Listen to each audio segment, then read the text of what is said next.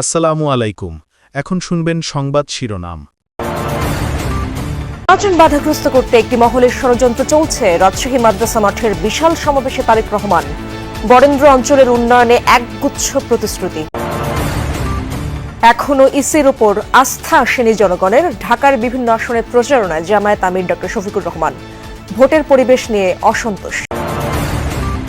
সারা দেশে জমজমাট নির্বাচনী প্রচার। নতুন বাংলাদেশ গড়ার প্রতিশ্রুতি। দুর্নীতি চাঁদাবাজি রুখতে জোর দিচ্ছেন প্রার্থীরা। এরপরে নিহত জামায়াত নেতার জানাজা। ঝিনাইগাতের ইউএনও ও ওসি প্রত্যাহার। বিএনপি জামায়াতের পরস্পরকে দোষারোপ। ময়মনসিংহে জামিন আদেশ ছাড়াই কারাগার থেকে বেরিয়ে গেল হত্যা মামলার ৩ আসামি। কর্তৃপক্ষের দাবি ভুল। ডেপুটি জেলার সাময়িক বরখাস্ত। এতক্ষণ শুনছিলেন সংবাদ শিরোনাম, এবার বিস্তারিত।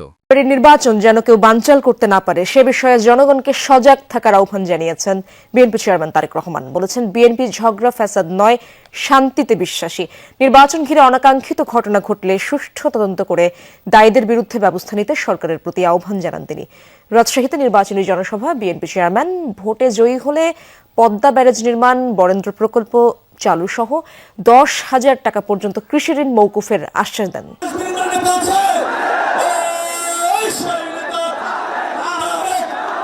নির্বাচনী প্রচারণায় বিরামহীন ছুটছেন বিএনপি চেয়ারম্যান তারেক রহমান। সিলেট, চট্টগ্রাম, ময়মনসিংহ অঞ্চলের পর এবার উত্তর পশ্চিমাঞ্চলের রাজশাহীতে বিএনপি চেয়ারম্যান তারেক রহমানের নির্বাচনী সমাবেশ।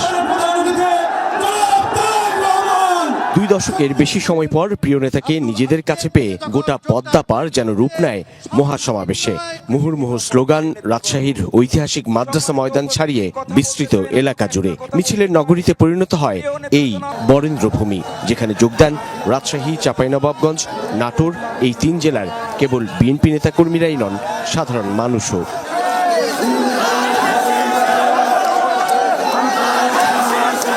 3 জেলার 13টি সংসদীয় আসনে বিএনপি মনোনীত প্রার্থীকে জনগণের সামনে তুলে ধরে তারেক রহমান ভোট চাইলেন ধানের শীষের পক্ষে। উত্তরাঞ্চলের সবকটি আসনে জয়ী হয়ে ক্ষমতায় গেলে স্থানীয় মানুষের উন্নয়নে নানান পরিকল্পনার কথা তুলে ধরেন বিএনপি চেয়ারম্যান। আশ্বাস দেন রাজশাহীতে বিশেষায়িত হাসপাতাল, পদ্মা ব্যারেজ নির্মাণ, পদ্মা নদী ও খাল খনন, আমের হিমাগার স্থাপন, বরেন্দ্র প্রকল্প চালু সহ রাজশাহী অঞ্চলের জীবন জীবিকা কেন্দ্রিক নানান উদ্যোগ গ্রহণের। আমরা পদ্মা ব্যারেজ নির্মাণের কাজে হাত দিতে চাই।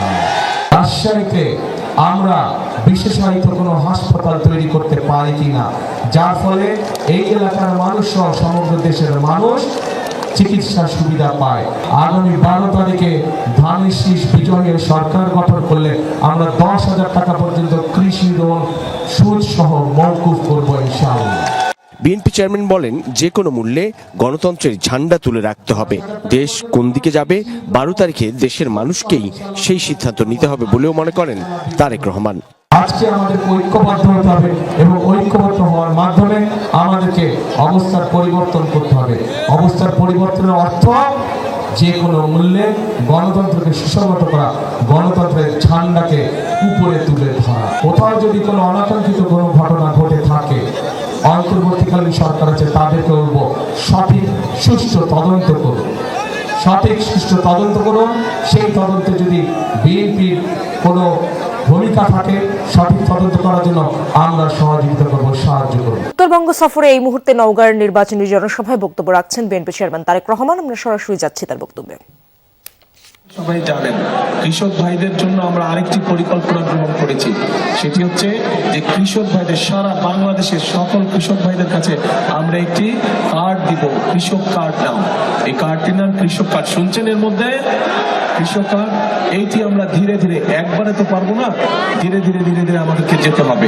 কিন্তু সব রকম প্রান্তিক কৃষক বলেন, ক্ষুদ্র কৃষক বলেন, মাঝারি কৃষক বলেন, বৃহত্তর কৃষক বলেন, সব কৃষক ভাইদের হাতে আমরা আস্তে আস্তে এই কৃষি কার্ডটা পৌঁছে দেব। এখন এই কৃষি কার্ড দিয়ে কি হবে?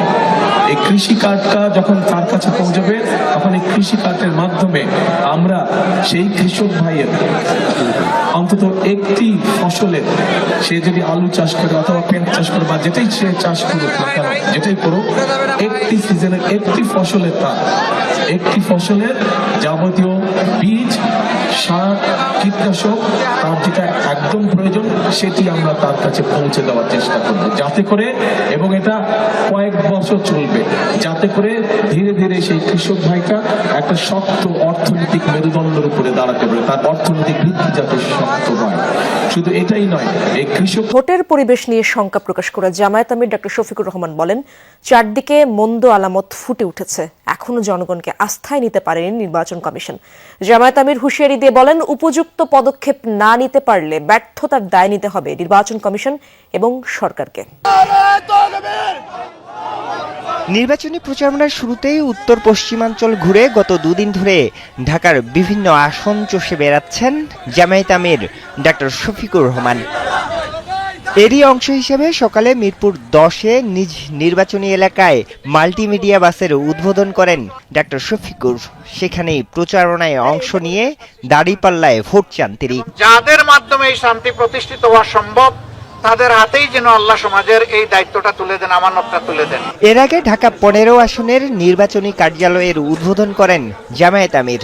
অভিযোগ করেন, জনগণের প্রতি আস্থা না থাকায় শেরপুরে হামলা চালিয়ে জামায়াত নেতাকে খুন করা হয়েছে।